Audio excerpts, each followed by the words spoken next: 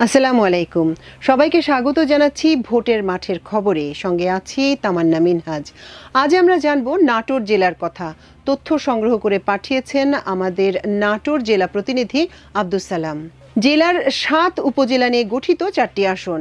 এসব আসনে আগামী নির্বাচন উপলক্ষে নিজের অবস্থান তৈরি করছেন বিএনপি ও জামায়াতে ইসলামীর নেতারা। মাঠ চষে বেড়াচ্ছেন মনোনয়ন প্রত্যাশীরা।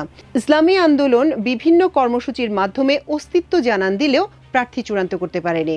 আর তরুণদের দল জাতীয় নাগরিক পার্টি, এনসিপি, গণ অধিকার পরিষদ ও আমার বাংলাদেশ পার্টিও রয়েছে ঢিলাঢালা কার্যক্রম। লালপুর ও বাগাতিপাড়া নিয়ে গঠিত নাটোর ১ আসন। চলুন জেনে নেই এই আসনের ভেতরের কথা। এ আসনে জাতীয়তাবাদী ও ইসলামপন্থী ভোটার বেশি হওয়ায় বেশ কয়েকবার নির্বাচিত হয়েছেন বিএনপি সমর্থিত প্রার্থীরা।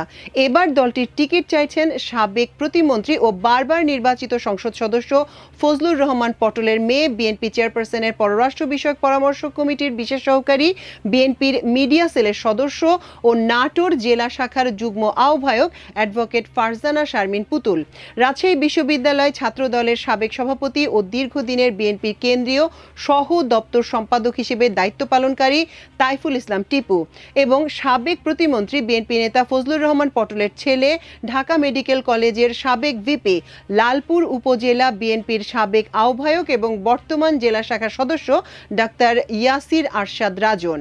এ আসন থেকে জামায়াতের প্রার্থী লালপুর উপজেলা শাখার আমির ও উপজেলা পরিষদের সাবেক ভাইস চেয়ারম্যান আবুল কালাম আজাদ। সদর ও নলডাঙ্গা নিয়ে গঠিত নাটোর ২ আসন। চলুন জেনে নেই এই আসনে কি হচ্ছে।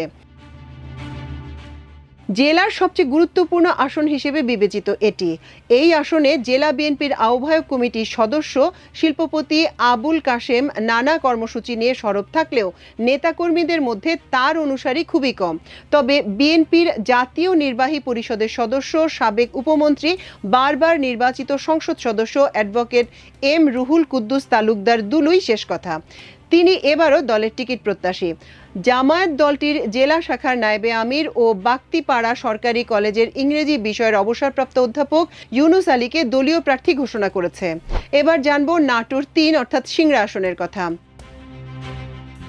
বিএনপির শক্ত ঘাঁটি হিসেবে পরিচিত এ আসনে দলটির জাতীয় নির্বাহী পরিষদের সদস্য ও ৩ বারের নির্বাচিত এমপি অধ্যাপক কাজী গোলাম মোর্শেদ।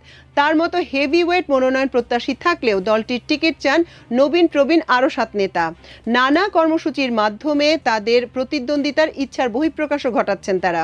বিএনপির মনোনয়ন প্রত্যাশী হলেন ২০১৮ সালের নির্বাচনে ধানের শীষ পাওয়া তরুণ ও ত্যাগী নেতা, জেলা বিএনপির যুগ্ম আহ্বায়ক ও সিংড়া উপজেলা বিএনপির সাবেক সাধারণ সম্পাদক দাউদার মাহমুদ, জেলা বিএনপির মুক্তিযোদ্ধা প্রজন্ম দলের কেন্দ্রীয় সাধারণ সম্পাদক ও সিংড়া থানা বিএনপির সাবেক যুগ্ম আহ্বায়ক ব্যারিস্টার ইউসুফ আলী, জেলা বিএনপির সাবেক যুগ্ম আহ্বায়ক ফরহাদ আলী দেওয়ান শাহিন এবং গবেষক কাজী খায়রুল বাশার।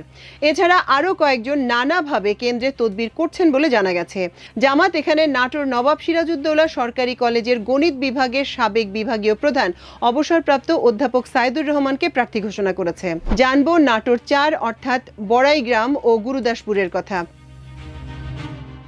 এ আসনে ভোটারদের মন জয় করার প্রতিযোগিতায় নেমেছেন জেলা বিএনপির ১ নম্বর যুগ্ম আহ্বায়ক আব্দুল আজিজ ও জেলা জামায়াতের যুগ্ম সম্পাদক অধ্যাপক মাওলানা আব্দুল হাকিম।